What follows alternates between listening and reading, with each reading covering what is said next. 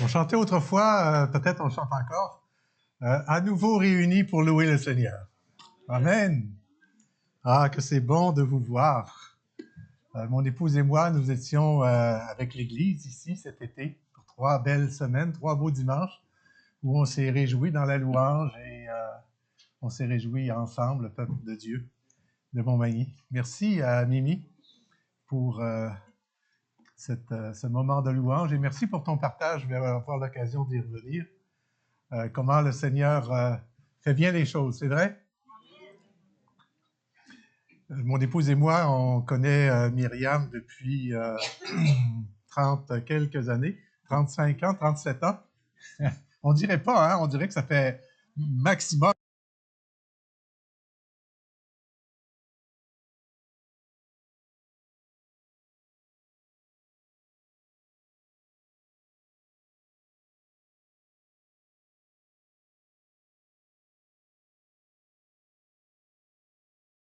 On peut se réjouir ensemble pour remercier le Seigneur. On l'a fait durant la louange et on va continuer à réfléchir ensemble à ce que c'est que de l'action de grâce, avoir de la gratitude, de la reconnaissance, dire merci à Dieu et dire merci à ceux qui sont autour de nous, à dire merci pour ce que nous avons reçu, à dire merci pour ce que l'on n'a pas également. Il y a des choses que l'on n'a pas, et qu'on peut être reconnaissant pour ces choses-là, c'est vrai? Amen. Oui, il y a des choses, toutes sortes de choses qu'on ne subit pas et pour lesquelles on peut être reconnaissant. Dans le calendrier de l'Église, on va dire, pas de l'Église ici, mais de l'Église universelle, là. En gros, il y a 4 moments importants, 4 moments forts de l'année, et l'Action de grâce en est un. Les 3 autres, c'est assez facile. C'est lesquels? Noël, Pâques et la Pentecôte. Voilà, Noël, Pâques et la Pentecôte et l'Action de grâce. C'est un moment, je dirais, l'Action de grâce, c'est un petit peu comme à part parce que, bon, je vais le dire tout à l'heure, déjà les prémices, c'est qu'on voit beaucoup d'encouragement à abonder en action de grâce dans la parole de Dieu. Mais dans le Nouveau Testament, on n'a pas de fête proprement dite qui marque l'action de grâce. On va voir tantôt que dans l'Ancien Testament, dans l'Ancienne Alliance, il y avait, oui, effectivement, une fête qu'on pourrait associer à la fête de l'action de grâce. Mais la toute première fois où il y a eu une célébration d'action de grâce au Canada, c'est en 1578, ça remonte loin, puis on se dit Champlain a fondé Québec en 1608. Qu'est-ce qui se passe? 1578. En fait, les Anglais, pour ceux qui ont eu un peu de cours d'histoire du Canada, quand j'étais jeune, on avait l'histoire du Canada. Je ne sais pas si c'est encore comme ça aujourd'hui. Mais il y a un monsieur qui s'appelle comment? Frobisher, monsieur Frobisher, Martin Frobisher, en 1578. C'était un Britannique, et puis à ce moment-là, les Britanniques, ils essayaient de trouver un passage pour aller aux Indes. Alors Christophe Colomb s'était cogné le nez en Amérique centrale, ils ont essayé par l'Amérique du Sud, puis de l'Angleterre, ça va bien, peut passer par l'Amérique du Nord, et puis donc, il a passé par le détroit de Bering, tout ça, il avait fait plusieurs tentatives, et avec son équipage de 35 hommes, pour la première fois, ils ont fait un moment d'action de grâce, et pour célébrer Dieu de les avoir protégés, parce que, vous savez, en bateau à voile, coque de noix, passer par le Grand Nord et le Nord du Nord, lorsqu'il n'y a plus rien, là, ça prend du courage et de préférence de la protection divine. Alors, eux, pour la première fois, ils ont remercié Dieu, et une trentaine d'années plus tard, Champlain, qui fondera Québec en 1608, était déjà là en 1606, et avec l'équipage qu'il avait avec lui, ils ont décidé de faire une journée de réjouissance. Il a signé l'ordre du bon temps, ordre avec un O majuscule, pour dire, eh bien, on va se donner du bon temps parce que Dieu nous a bénis. Quand même, en 1606, le nom du Seigneur a été élevé ici dans la réjouissance pour remercier Dieu pour ce qu'il a fait. On n'est pas les premiers à se réjouir de ça. Et un petit peu plus loin, il m'en reste juste 2-3, en 1800, bien des années après, presque 1880, le Parlement canadien décide de faire une fête le 6 novembre pour fêter l'Action de grâce et une autre fête, la fête nationale à ce moment-là. C'était pas le 1er juin à l'époque, on fait ça les deux en même temps. Et après la Première Guerre mondiale, ils ont dissocié les deux fêtes. Mais là où je veux en venir, c'est que le 31 janvier 1957. Qui était au monde en 1957, le 31 janvier? Oh, il y a déjà plusieurs mains. Et donc, on se lève bien haut la main, oui, bravo. Le 31 janvier 1957, moi j'étais là, mais je ne me souviens pas vraiment de l'événement, j'étais petit bonhomme. Et donc, à ce moment-là, le Parlement canadien a fait une proclamation officielle pour déclarer l'Action de grâce, et on va mettre la prochaine diapo. Donc, c'est une déclaration officielle du gouvernement, ça dit une journée pour remercier, pour rendre grâce à Dieu, au Dieu Tout-Puissant, des bienfaits dont jouit le peuple canadien. C'est beau, hein? Bon, je ne sais pas si aujourd'hui le Parlement à Ottawa ferait une prescription comme ça, là, peut-être pas. Peut-être pas, hein? Sûrement pas même. Toujours est-il que la fête est restée. Je ne suis pas sûr que nos contemporains, ceux qu'on a croisés sur les routes ce matin ou qui sont ici à Montmagny ou dans les parages, savent que cette journée-là, vraiment, ça n'a pas été annulé, vraiment, cette journée-là, c'est une journée pour rendre grâce au Dieu Tout-Puissant des bienfaits dont jouit le peuple du Canada. C'est quand même ça.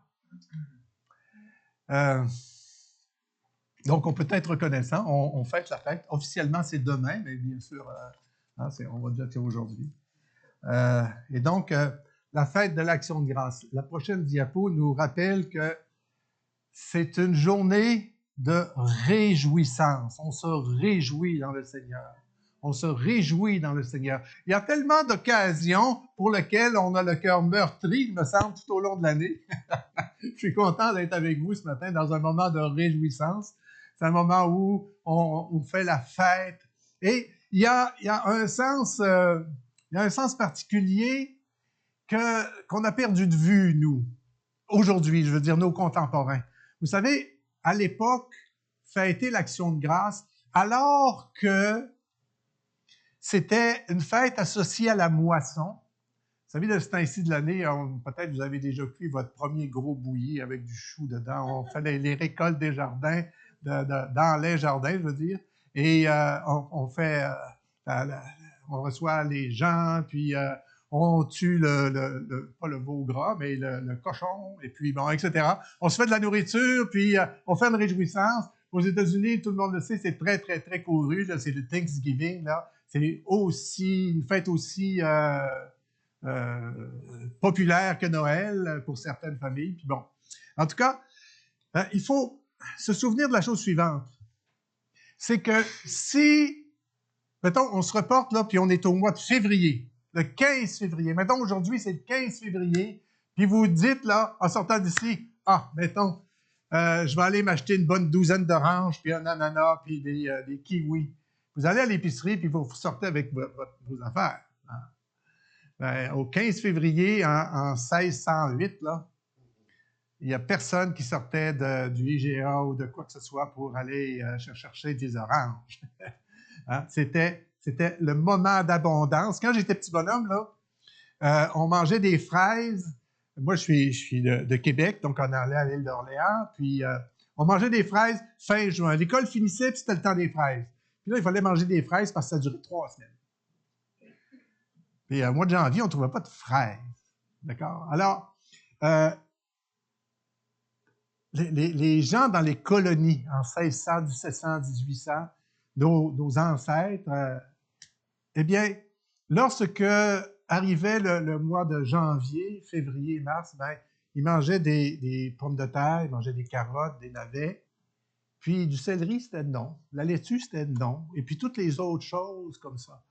Et puis on mangeait tout ce qu'on avait pu peut-être mettre en conserve. Et puis, donc, quand on arrivait dans un temps de disette, pour plusieurs mois, quand arrivait le mois de juin, il faisait bien beau, il faisait bien soleil, mais on n'avait pas encore les pommes. On est allé aux pommes avant-hier avec nos petits-enfants dans les vergers. On est allé cueillir les pommes, juste pour avoir un temps ensemble, puis croquer une pomme pendant qu'il fait frais dehors. Mais quand on était au mois de juin, quand j'étais petit bonhomme, on n'avait pas de pommes fraîches. Bon. Et donc, quand arrivait le temps de la moisson, là, c'était véritablement un temps de réjouissance, parce qu'on avait eu des privations. Aujourd'hui, nos contemporains, ils disent « Ah, c'est l'action de grâce ». Ils sont bien contents parce qu'ils ont congé demain, une longue fin de semaine, etc., etc. Mais on ne se rend pas compte de l'abondance dans laquelle on est toute l'année. Et ça, c'est peut-être un sujet de réjouissance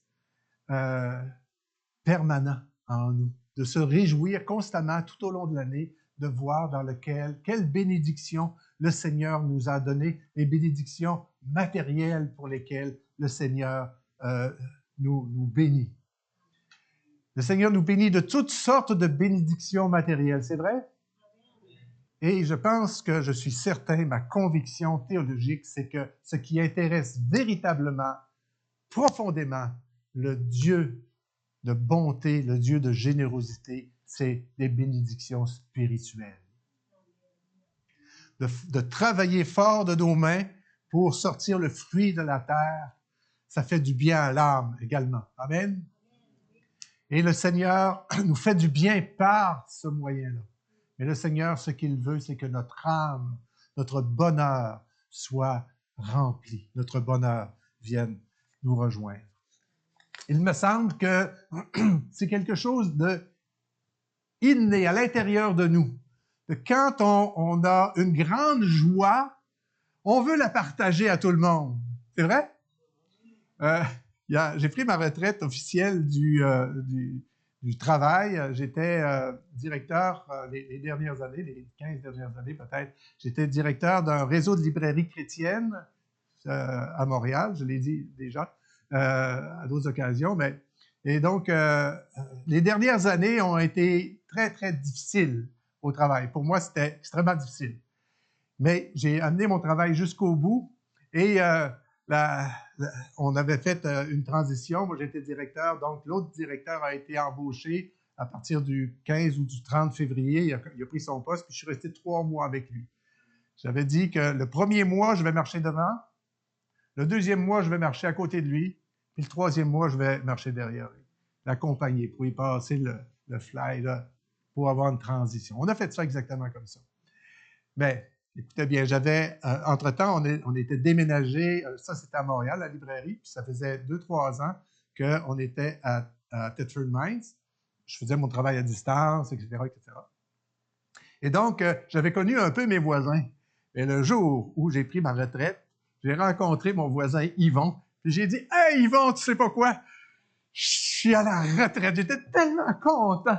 Ah, oui, j'ai dit ça à lui, puis je le disais à tout le monde que je rencontrais. Ça débordait de moi. La joie communicative, comme ça, la joie qui sort de notre cœur, ça déborde, ça nous remplit, puis ça déborde. Il faut éclabousser quelqu'un de notre joie. Et la reconnaissance, c'est un peu ça. Il y a quelque chose, j'allais dire donc, il y a quelque chose qui est comme inné à l'intérieur de nous. Quand on a une joie... excusez, je repense encore à ma petite fille. Ah, c'est bon. Elle va dans une garderie depuis 2 mois, 1 mois et demi, 2 mois. Une garderie, elle n'a jamais été à la garderie de sa vie, là, 2 ans. Et puis, elle va à la garderie, puis on n'est jamais, mon épouse et moi, jamais allés la chercher le soir à la garderie. C'était comme ça. Et puis, comme on allait aux pommes, on est allé la chercher, elle et son grand frère, à l'école après, puis on est monté aux pommes. Ça, c'est vendredi, il y a 2 jours. Fait que, on arrive, on stationne, puis elle ne nous voyait pas, c'est une garderie en milieu familial. Donc, un petit bungalow, un petit peu à la campagne, là, tout ça. Et on savait qu'il était en arrière, on avait vu, là, puis il y avait des clôtures. Puis quand on est arrivé, face à l'arrière de cour, il y avait une clôture pour garder les enfants. Tu sais. Et il y avait le soleil derrière nous. Donc, pour les enfants, il y avait le soleil d'en face, comme ça, vous comprenez? Et en contre-jour, exactement. Et puis, c'est tellement le fun pour elle parce que il y a 4 petits-enfants qui se font garder là, puis ils ont tous hauts comme 3 pommes, toutes la même hauteur, ils ont toutes pas grand-chose de différence. Il n'y en a pas un qui est grand, puis il y a un bébé à la couche, là, mais en tout cas. Puis les petites filles se couraient l'une derrière l'autre. Ça courait dans le terrain, puis en rond. Nous, on les regardait, mon épouse puis moi, puis on trouvait ça tellement cute. Tout à coup, notre petite fille, elle arrête, puis elle me regarde. Zéro réaction. Puis moi, je me doutais bien qu'elle avait le soleil derrière elle. Puis, celle qui la gardait, la dame, la jeune dame, elle dit Emma, regarde, c'est qui? Puis là, elle regarde comme il faut, puis elle m'a vu. Grand-papa, grand-papa, grand-papa, grand-papa. La joie qui déborde. Fait que là, ben, on parle avec la dame, et puis, etc., etc. Vous savez ce que c'est? Puis bon, au bout de 5-10 minutes, la petite fille dans les bras, on prend son sac à dos, puis on s'en va dans l'auto. Et puis là, c'était tellement beau. Elle était derrière, et puis elle riait. Puis on dirait qu'elle se forçait pour rire. Elle était trop contente, trop contente, trop contente. Ça sortait d'elle. C'est inné. Comprenez ce que je veux dire? On est tous comme ça, comme notre petite fille. Et également, ça c'est la partie innée en nous, et puis il y a une partie acquise. On peut apprendre à être reconnaissant. La même petite fille, quand cet été, quand elle était chez nous, elle venait souvent, on reste dans la même ville, hein, c'est facile, et donc elle venait à la maison, puis on lui apprend à dire merci. Hein? Est-ce que quelqu'un vous a déjà appris à dire merci? Ben oui. Hein. Et je pense qu'il y a la reconnaissance, il y a quelque chose qui est inné, c'est en nous, on est reconnaissant. Et puis, il faut que nous puissions apprendre à dire merci. Apprendre à dire merci. Apprendre à dire merci et le faire. Ça peut être un apprentissage et il y a tellement de bienfaits à être reconnaissant. Il y a tellement de bienfaits à être reconnaissant.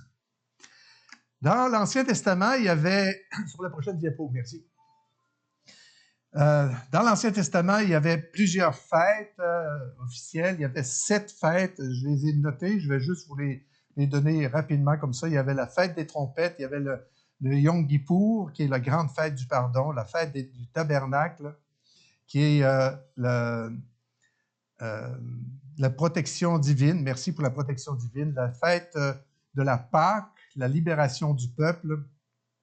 La fête des pains sans levain, qui célébrait la purification.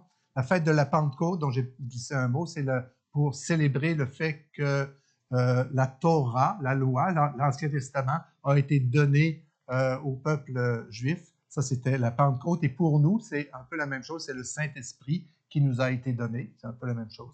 Et finalement, également, il y avait la fête des prémices. C'est rendre grâce à Dieu pour les bienfaits qu'il nous ont donnés. C'est l'équivalent de notre action de grâce à nous. Les prémices, c'est comme les premiers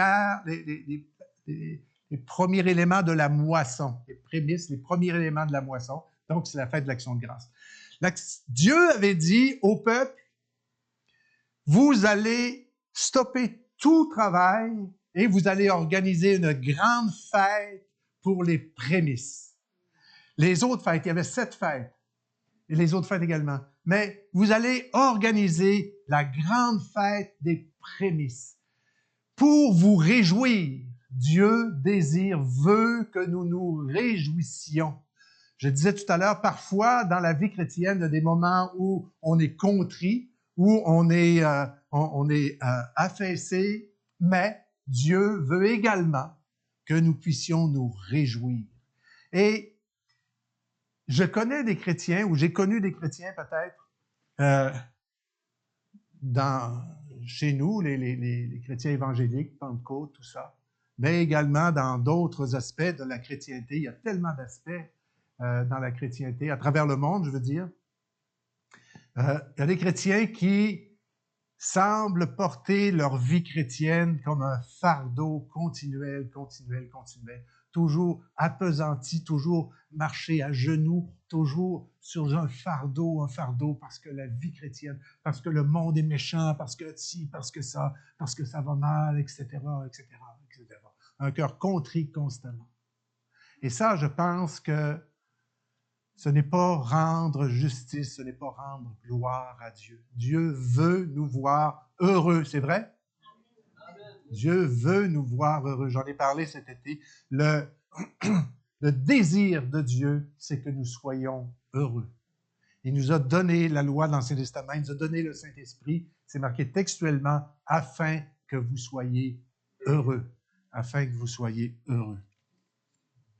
Dans le Nouveau Testament, pardon, on rencontre soit l'expression ou ça peut être tricoté d'une manière ou d'une autre, mais à 37 reprises dans les évangiles, il y a question de rendre grâce. À 37 reprises dans les évangiles et dans les épîtres, le reste du Nouveau Testament, à 35 reprises, il y a question de rendre grâce. Est-ce qu'on peut se dire entre nous ce matin que Dieu veut que nous ayons un cœur reconnaissant?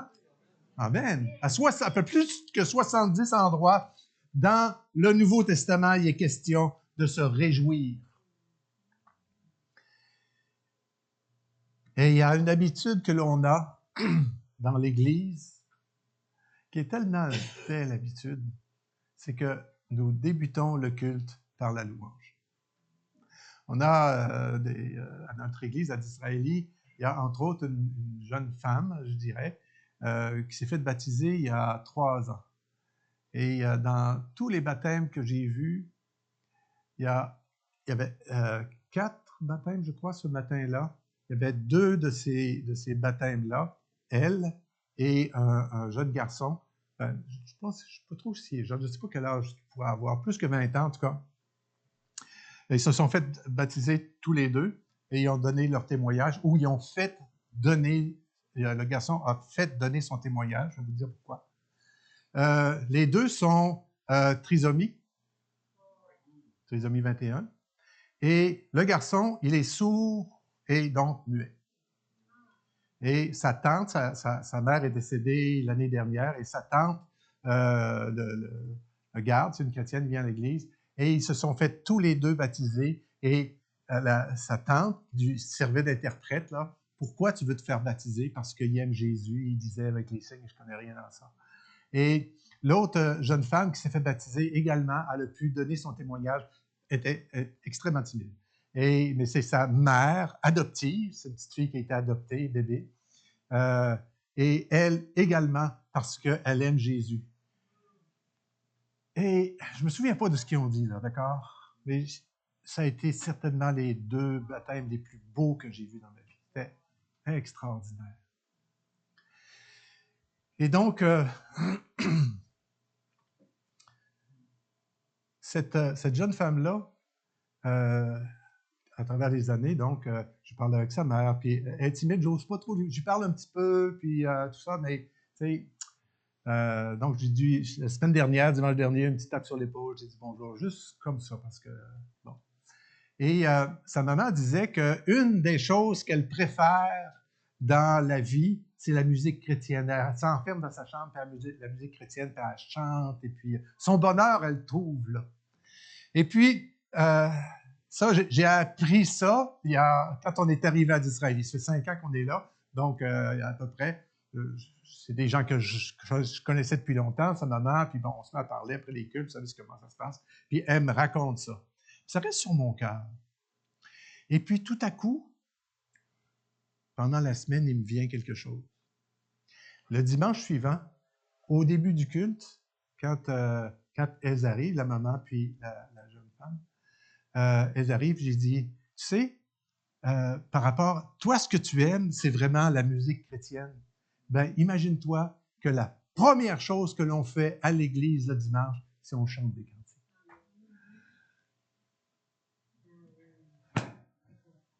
Elle était enchantée, elle était tellement heureuse de ça. Ce qu'elle préfère, c'est les chants, puis on commence par là. Est-ce qu'il y en a qui préfèrent les chants? Excusez, ne parlez pas trop longtemps.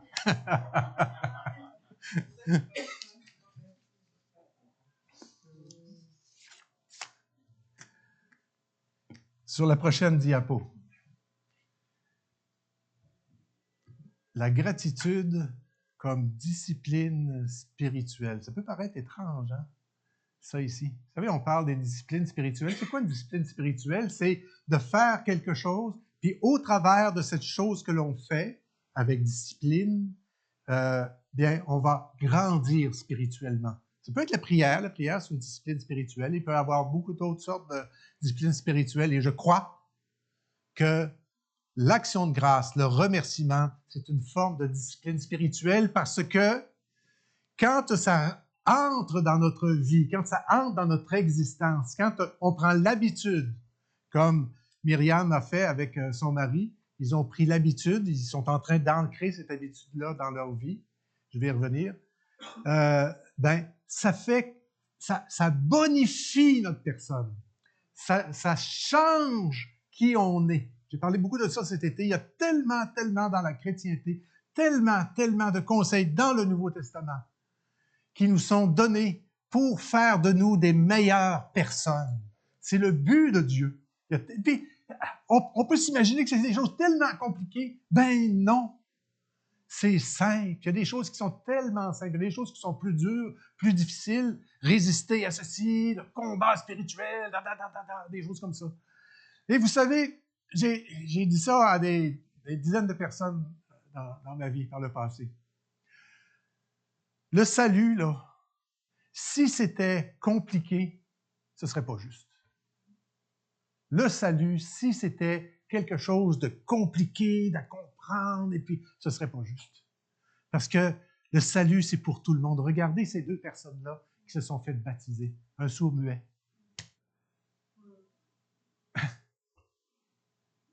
Tu aimes Jésus? Tu veux lui donner ton cœur? Il va venir en toi. Les disciplines spirituelles, si c'était toutes des machins compliqués, puis difficiles, puis ardus, puis des montagnes, aimer vos ennemis, c'est toujours bien pas facile. C'est une discipline spirituelle. Mais être reconnaissant, avoir de la gratitude, c'est une discipline spirituelle qui est accessible à tous. Notre petite fille, 2 ans, elle commence à avoir l'habitude de dire merci. C'est toujours bien. À notre niveau, à nous, on est capable de faire ça. Et on va voir, au fur et à mesure, dans ce qu'on va avancer ce matin, quel bénéfice est-ce que ça peut nous apporter. Un premier bénéfice, juste comme échantillon, ça nourrit l'espoir. Ça nourrit l'espoir d'avoir de la gratitude. Ça nourrit la résilience. Qu'est-ce que c'est la résilience? C'est que quand il nous arrive quelque chose de difficile, on se remet debout et on continue. C'est ça la résilience. Mais quelqu'un qui va entretenir la gratitude en lui, il va avoir plus de facilité à se relever et à continuer. Croyez-vous que c'est vrai, ça? Ça semble tellement simple, tellement logique, cette chose-là. Ça nous aide à mieux affronter les difficultés. C'est dans la même famille, ça. La résilience, l'espoir, mieux affronter les difficultés, ça nous relève après des moments compliqués. Il y a des moments difficiles qu'on vit dans la vie, puis parfois, il y a des moments compliqués. Et d'avoir de la gratitude fait qu'à l'intérieur de nous, ça va nous aider à continuer à marcher, à aller de l'avant. Dans toutes les épîtres que l'apôtre Paul a écrites, il y a des épîtres où il se trouvait dans une telle ville, puis il écrivait à l'Église à tel endroit, ailleurs, aux Thessaloniciens, il écrivait à telle autre ville, etc. Mais, à un moment donné, vous savez, ceux qui avaient lu les Actes des Apôtres, à un moment donné, l'apôtre Paul a été fait prisonnier et il a été amené à Rome. Et dans son parcours vers Rome, puis également quand il était à Rome, il était prisonnier, il était dans les chaînes, comme on dit, il était prisonnier, Et là, il a écrit l'Épître aux Philippiens, l'Épître aux Éphésiens, l'Épître aux Colossiens et l'Épître à Philémon. 4 épîtres. Éphésiens, Philippiens, Colossiens et Philémon. Il était dans les chaînes et c'est dans ces épîtres-là que l'apôtre Paul dit et redit, je suis reconnaissant à Dieu. Je remercie le Seigneur. Je remercie le Seigneur pour vous qui êtes à Éphèse. Je remercie le Seigneur pour un tel. Je remercie le Seigneur pour un tel et une telle. Je remercie le Seigneur. Le plus nombreux remerciements que l'apôtre Paul adresse au travers de ses lettres, c'est lorsqu'il était dans les chaînes. Quand nous sommes dans la difficulté, ce n'est pas une bonne raison pour arrêter de dire merci à Jésus. Qui dira Amen?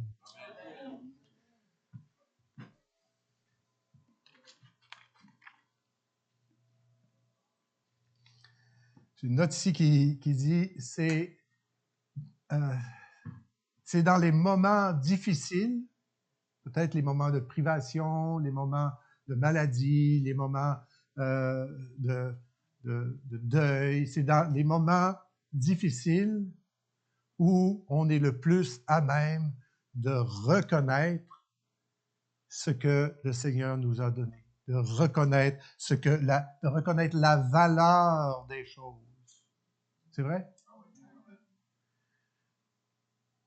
C'est dans les moments difficiles où on reconnaît. Il y a un auteur, je ne suis pas sûr du nom, alors je ne le donnerai pas, mais il a écrit, ça c'est comme dans un poème, là. C'est un auteur français, il a 150 ans de ça, en 1800 quelques, là. Et il a écrit, j'ai reconnu le bonheur au bruit qu'il a fait en s'en allant, en partant. Hein. Parfois, on a tellement, puis on ne s'en aperçoit pas. Et pour toutes ces choses, on peut avoir de la gratitude. On peut avoir de la gratitude pour toutes ces choses. Et pour y arriver, ben, il faut s'arrêter. Puis, s'arrêter, peut-être, il y en a que c'est au volant. Hein? Il y en a que c'est au volant. Et ben, là, on ne s'arrête pas, on continue. Non, en tout cas. Il faut prendre une pause à l'intérieur de soi et prendre le temps de le faire. Éphésiens 5, 20, je parlais de Paul avec Éphésiens, entre autres, ça dit ceci, « Rendez toujours grâce pour tout, au nom du Seigneur Jésus-Christ, à celui qui est Dieu et Père. » Rendez grâce pour tout, au nom du Seigneur Jésus-Christ. Et si nous avons de la difficulté à rendre grâce pour tout, s'il y a des choses, qu'il y a des difficultés, je parlais tout à l'heure, des maladies ou quoi, s'il y a des éléments pour lesquels on a de la difficulté à rendre grâce, je relis, hein? Il dit, rendez toujours grâce pour tout. J'avais oublié le toujours tantôt. Rendez toujours grâce pour tout au nom du Seigneur Jésus. Rendez toujours grâce pour tout.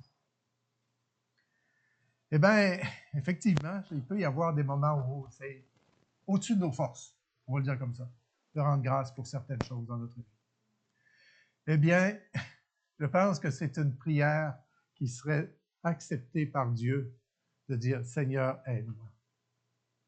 Envoie-moi ton Saint-Esprit pour m'aider dans cette période difficile, afin que tu trouves un cœur reconnaissant en moi. Afin que tu trouves un cœur reconnaissant en moi. On peut demander ça à Dieu.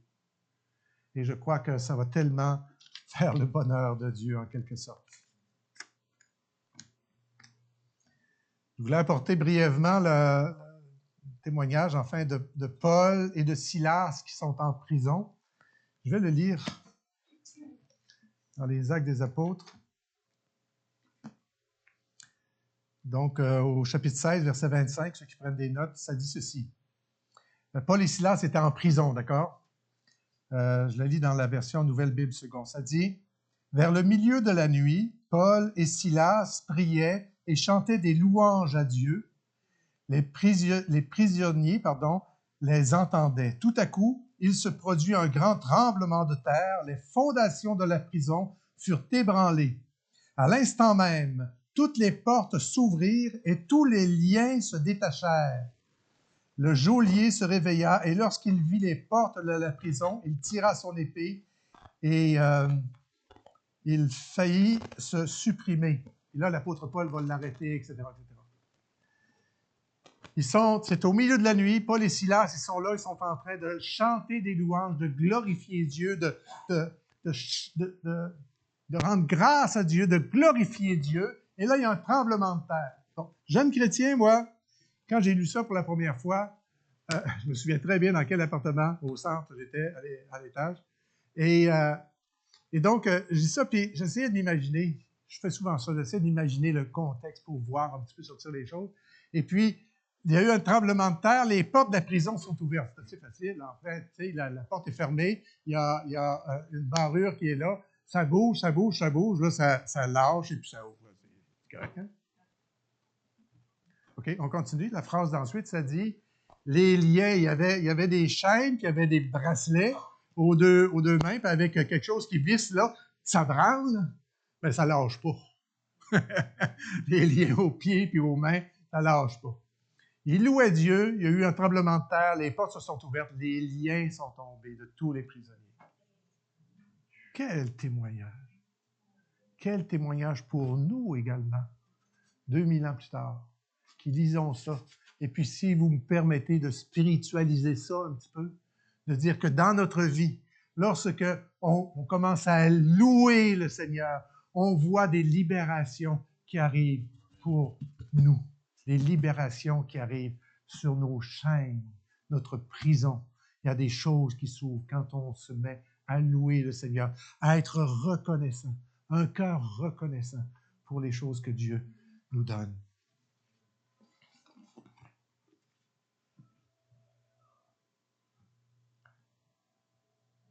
Il y a... Je ne sais pas si l'exemple que je vais donner, si c'est vrai, mais en tout cas, si ce n'est pas vrai, on va dire que c'est une parabole, d'accord? Pardonnez. On raconte qu'il y avait un maître et qu'il y avait plusieurs disciples. Et il demande à un disciple, il dit, supposons que tu marches et puis tu as une tasse pleine de thé. La tasse est pleine de thé. Et il y a quelqu'un qui te bouscule en passant. Peut-être sans faire exprès ou pas. Hein? Quelqu'un le bouscule en passant, puis là, il y a du thé chaud qui tombe. Et pourquoi est-ce que, ta question, c'est pourquoi est-ce que le thé est tombé? Et le disciple, il dit, ben maître, c'est facile, c'est parce que quelqu'un m'a bousculé. Et là, le maître, il dit, en fait, le thé est tombé pas parce que tu t'es fait bousculer, c'est parce qu'il y avait du thé dans la tasse. Si ça avait été du café, c'est le café qui aurait tombé. Si ça avait été de l'eau, ça aurait été de l'eau. Si ça avait été autre chose, ça aurait été autre chose. Nous allons être tous bousculés tôt ou tard dans notre vie. Tôt ou tard dans notre vie, il y a des événements qui vont arriver et on va être bousculés. Et ce que nous avons à l'intérieur va sortir, va jaillir à l'extérieur. Si on a de la colère qui est à l'intérieur, c'est la colère qui va s'exprimer quand on va être bousculé par ceci ou par cela. Si on a de l'impatience ou un sentiment de vengeance à l'intérieur de nous, c'est ça qui va sortir. C'est comme une épreuve. S'il y a de la frustration ou du ressentiment à l'intérieur de nous quand on se fait bousculer, c'est ça qui va sortir. S'il y a du pardon ou si on est conciliant, ça va être, on va pardonner à la personne ou à ce qui se sera produit, ce qui nous aura bousculé dans notre vie. S'il y a de la patience, de la sérénité ou autre chose. Jésus dit dans Luc 6, versets 44 et 45, « Chaque arbre se reconnaît par son fruit. On ne cueille pas des figues sur des épines et on ne vendange pas des raisins sur des roseaux. L'homme bon tire de bons trésors de son cœur, fait sortir du bon et du mauvais, de son mauvais trésor, il sortira du mauvais. Car c'est de l'abondance du cœur que la bouche parle. C'est exactement de ça que Jésus parle. Quand on se fait bousculer, c'est ça qui sort de nous. Alors, ça peut être une bonne chose en même temps de se faire bousculer une fois de temps en temps. D'accord? Ça permet de dire « Oh, je suis rendu là! » Ou peut-être j'ai pris un petit chemin de côté, là. Je vais revenir. Bon, moi, ça m'arrive, et puis demandez-le pas à mon épouse, d'accord? Personne. Soyez bons envers moi. Sur la prochaine diapo, s'il vous plaît. L'importance d'avoir de la gratitude. La gratitude permet de ressentir des émotions positives. J'en ai glissé un mot tout à l'heure. Il semble, moi je ne suis pas chimiste, je ne suis pas scientifique du tout, je ne suis pas chimiste, puis je ne connais pas ces choses-là, mais il semble que ce soit avéré que quand quelqu'un qui est reconnaissant par rapport à quelqu'un qui ne l'est pas, puis qui exprime sa reconnaissance, plus ça va, plus il va sécréter à l'intérieur de lui, écoutez bien, de la dopamine, de l'oxytone et de la sérotonine. Heureusement que c'est écrit en gros parce que j'ai aucune idée c'est quoi. Mais il appelle ça, pardon?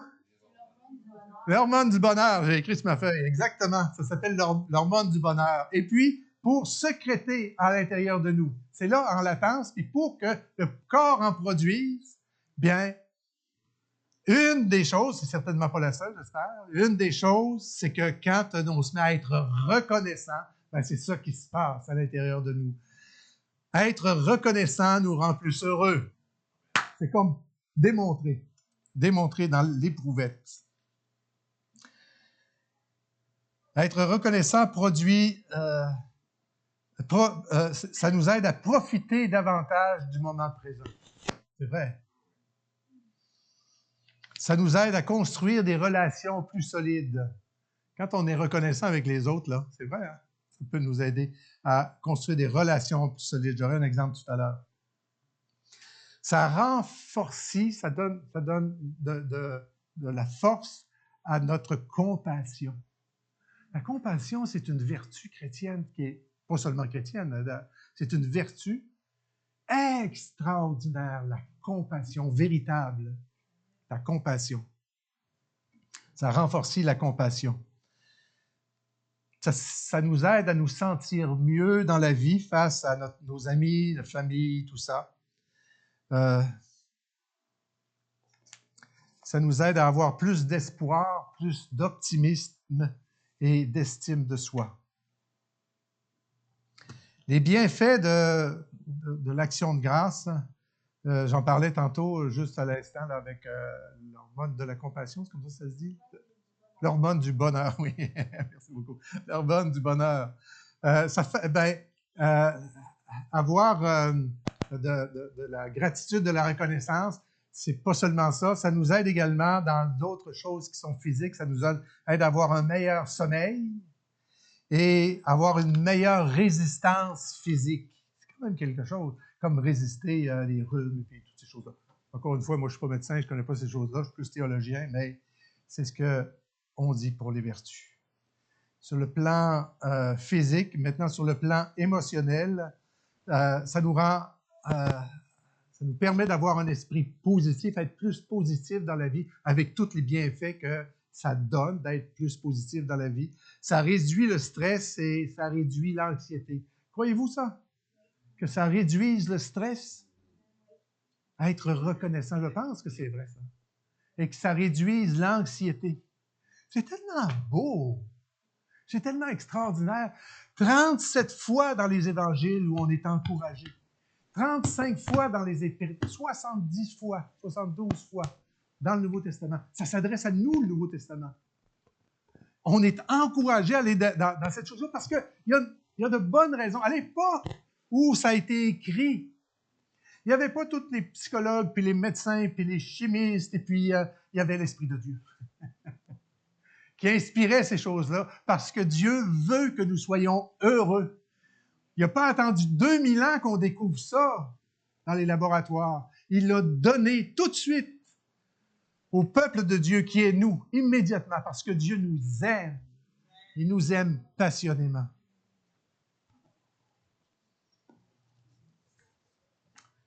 Euh, une autre petite histoire, on a le temps. Hein? Un jour, je suis invité à un mariage. Ben, invité. Oui, j'étais invité au mariage. En fait, j'étais invité à être le photographe. Bon. Si vous voulez du stress, soyez photographe au mariage, parce que si vous manquez votre coup, ça avait déjà arrivé. Hein? Heureusement, on avait été deux comme photographes. C'était une longue histoire, en tout cas. Dans le temps où on avait des films, là, 35 mm, là, puis j'avais mal mis le truc, là, le film, la pellicule, merci beaucoup, dans le Kodak. Hein? J'avais un Nikon à l'époque. Et je faisais des photos, puis quand je tournais, j'entendais... Fait que je fallait m'enfermer dans une toilette, puis la cérémonie continue. Je vous le souhaite pas. En tout cas, peu importe. Heureusement, il y avait un deuxième photographe qui était bien meilleur que moi, dans ce que dit en passant. Toujours est-il que je t'ai invité comme photographe. Deux jeunes de l'église, c'était 2 ans de ça. Et donc, on fait les choses. Puis, rendu au repas, je suis à la table, il y avait 100 personnes, mettons, au mariage. Bon, puis, je suis à la table puis à cette table-là, il y a deux femmes qui se trouvent à être les locataires du bloc qui était le marié. Donc, lui, il y avait un bloc, il y a plusieurs blocs, puis donc, il se mariait. Puis bon.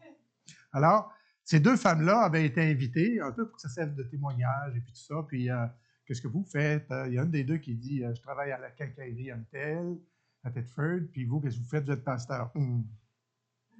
Bon, fait que là, on essaie de rattraper des choses, puis bon. Quand, je me disais, je l'avais déjà vu quelque part, puis oui, quand j'allais dans cette quincaillerie, puis je vais 2 fois par semaine, j'ai mon abonnement. Et donc, je retourne à la quincaillerie la semaine suivante, 2 semaines après, puis souvent, était comme la première caisse au bar, là, leur tâche, c'est de faire les choses, puis ils disent bonjour à tous ceux qui arrivent. Fait que là, elle se tourne, elle dit bonjour. Puis là, ben moi, je dis bonjour avec un grand sourire, puis je voyais qu'elle n'avait pas de façon. Puis ça, là, moi, ça vient me chercher, là. Pas parce que j'y en veux, c'est pas ça du tout, là. Ce qui vient me chercher, c'est comment je peux faire pour rétablir la communion. Comment je peux faire? Et là, je ne l'ai pas lâché. Des petits sourires ici, puis y aller bien doucement, puis, tu sais, je marchais sur des œufs. Puis, tranquillement, ça a commencé à se rétablir, Puis là, ben, elle a eu un autre poste, elle était toujours à la caisse, puis elle était aux matériaux. Là, j'avais besoin de quelque chose aux matériaux, c'est elle qui me répond. Puis, ah, vous êtes ici maintenant? Puis là, elle me compte qu'elle était tannée d'être là, puis elle a demandé un changement. Puis là, ben, comme je m'intéressais à elle, puis plus que 20,50 ou 50,20 ou quoi que ce soit, c'était plus son travail. Puis là, ben, ça a ouvert un petit peu plus. C'est le bon côté. Je ne dis pas qu'un petit temps après, j'arrive, c'est une dame, elle va prendre sa retraite dans quelques années, alors je ne sais pas quel âge. Et puis, elle était toujours coiffée exactement de la même manière pendant toutes les années. Puis tout à coup, j'arrive au comptoir des matériaux, puis elle avait changé sa coiffure. J'ai dit, waouh, vous avez changé votre coiffure, ça vous fait bien, c'est vraiment beau, c'est joli. Ça me fait tellement sourire. C'est pas exactement un acte de reconnaissance, mais j'avais ça à cœur de vous le partager quand même ce matin. Parce que dire merci à quelqu'un, j'en ai un autre qui me vient, je vais vous le dire. Dire merci à quelqu'un et s'intéresser, faire un compliment, c'est tout dans le même secteur du cœur humain. Vous me suivez? Et puis quand on fait ça autour de nous, ça fait du bien à tout le monde. Aimer les gens. Quand on était à Montréal, on a été de longues années à Montréal, puis peut-être que je vous l'ai déjà dit, mais en tout cas, il y a quelques personnes qui n'étaient pas là à ce moment-là. On était à Montréal, puis j'allais au bureau en gros. Bon. Puis j'avais souvent besoin de fournitures. Puis il y avait une dame qui était là. Elle m'a servi, on a été à Montréal une vingtaine d'années, et puis elle m'a servi durant toutes ces années-là. Mais à un moment donné, ce bureau en gros, là, ferme. On fait d'autres choses à la place. Et ça donne que nous, on déménage 1 an plus tard, peut-être, et puis le bureau, en gros, qui se trouve à être maintenant près d'où on était, dans cette nouvelle demeure, j'arrive là, bonjour, puis La dame qui m'avait servi depuis 15 ans était là. Ah ben, elle a toujours été tellement gentille. Vous savez ce que c'est? On arrive avec nos fournitures, puis les crayons, les trucs, les machins. Puis là, on arrive à la caisse, puis encore une fois, gring, gring, gring, on s'en va. Et cette dame-là, ça faisait 15 ans qu'elle me servait à la caisse, puis toujours d'une telle politesse, gentille, aimable, etc. Cette fois-là, comme j'en ai pris conscience, là, j'ai dit, savez-vous, ça fait 15 ans que vous me servez, je vais vous dire merci.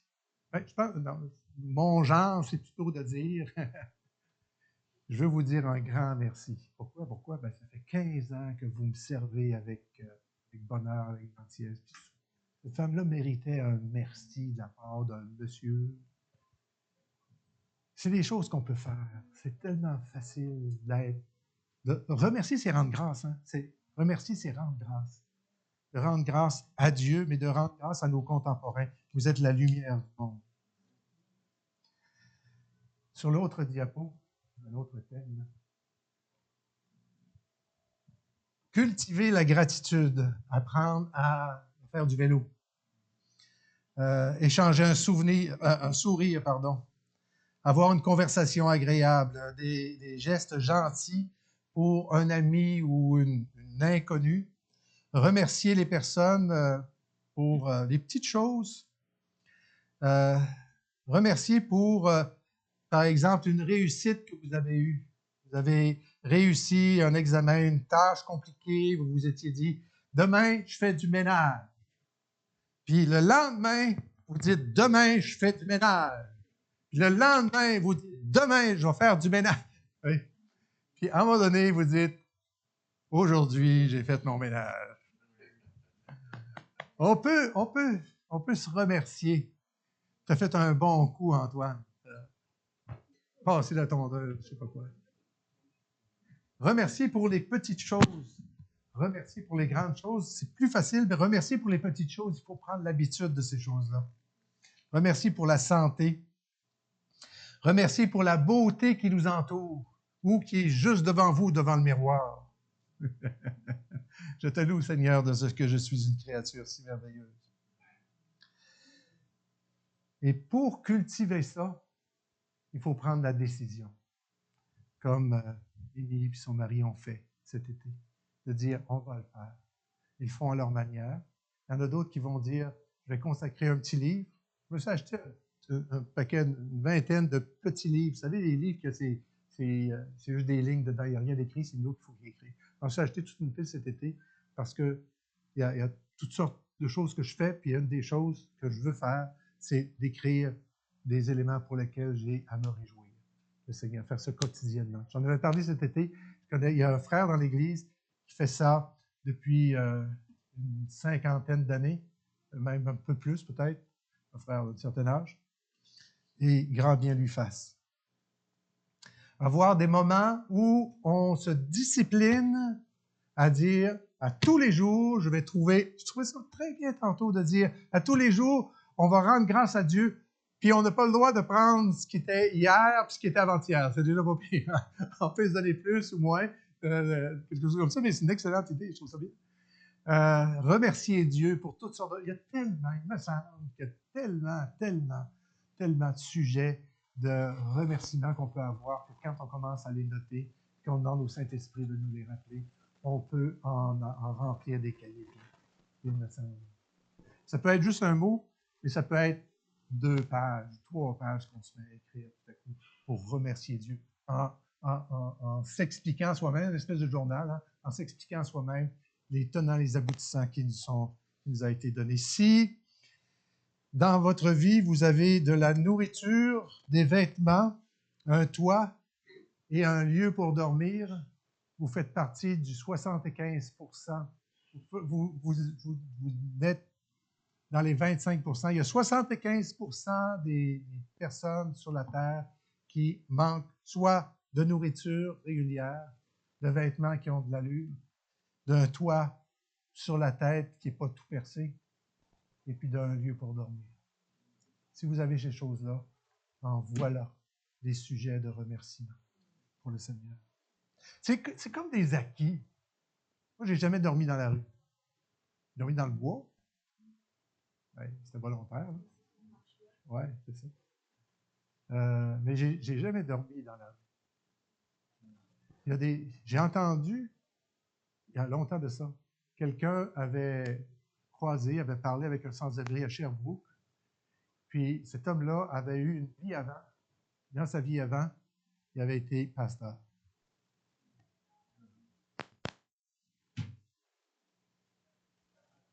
On peut être reconnaissant pour les biens que Dieu nous donne, les biens spirituels également que Dieu nous donne. Si vous avez de l'argent à la banque ou même dans votre portefeuille, vous faites partie du 8% des gens sur la terre qui sont dans les plus riches.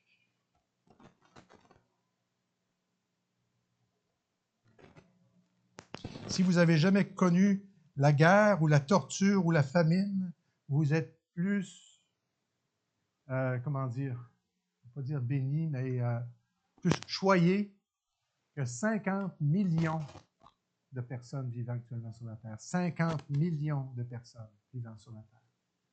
Si vous n'avez jamais connu cette chose-là. Si vous avez le bonheur de pouvoir assister le dimanche à un culte en toute quiétude, de venir louer Dieu, on est tellement choyé. On est tellement choyé pour reconnaître et remercier Dieu pour ces choses-là. J'achève.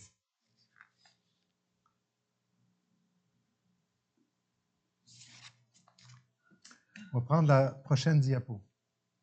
Un peu la conclusion.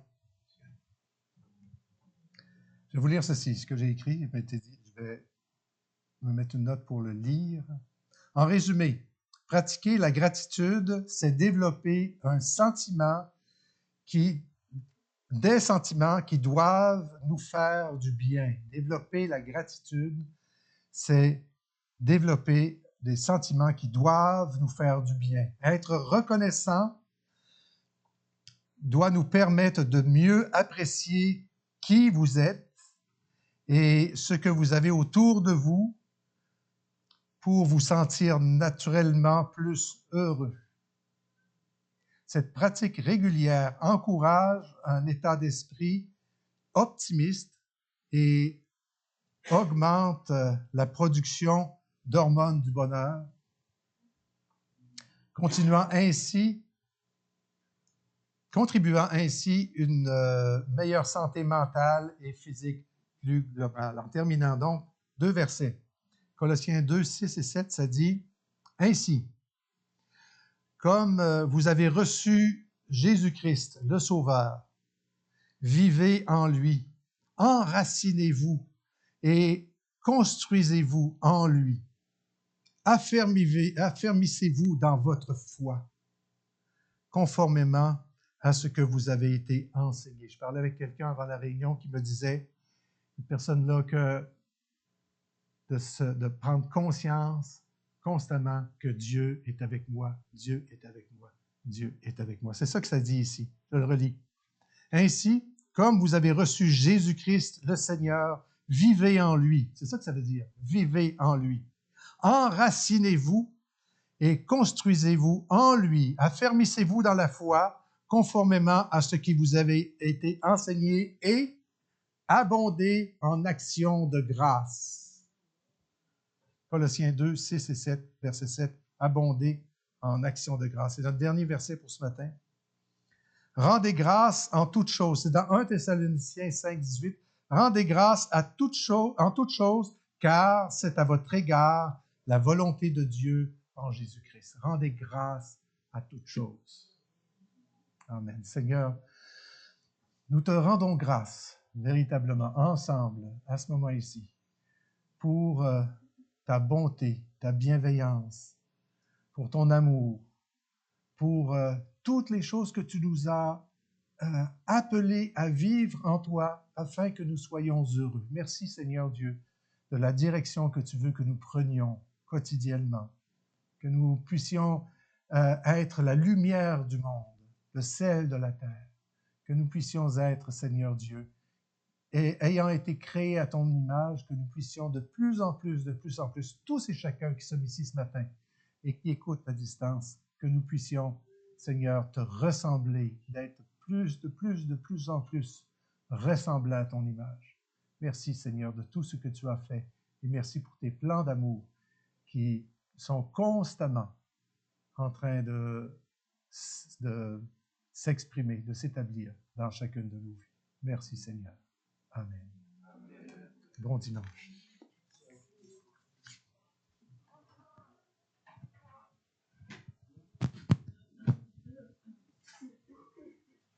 Mimi, qu'est-ce qu'il y a dessus?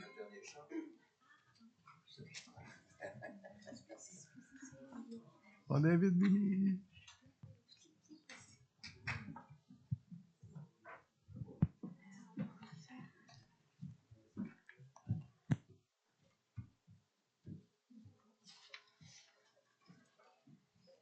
Je m'excuse, on pourrait reprendre que ton nom résonne dans ce lieu, mais pas juste dans ce lieu, mais toute la semaine à la maison aussi, dans le lieu où vous allez être. Amen.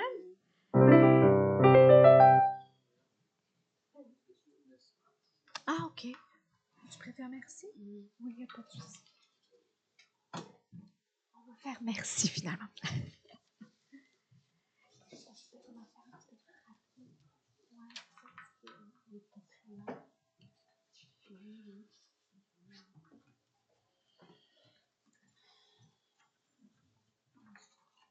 OK, on va reprendre. OK.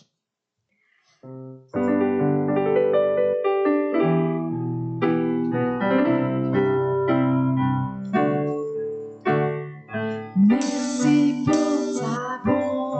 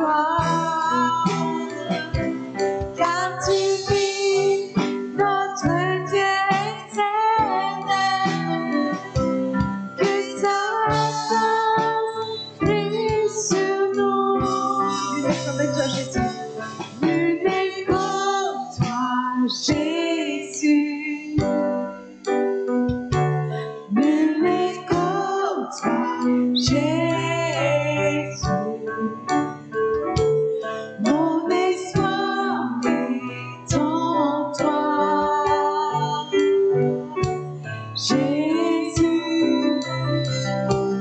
Jésus, Jésus, Jésus, Nous offrons la louange.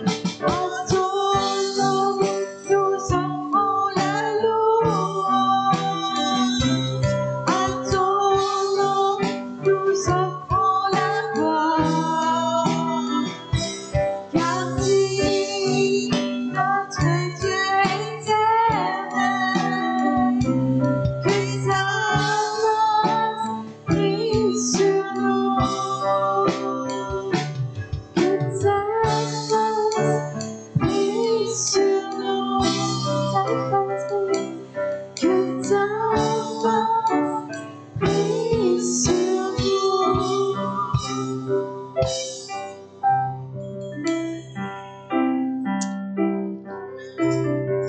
Que sa face brille sur nous pour toute la semaine qui s'en vient. Soyez bénis et encouragés.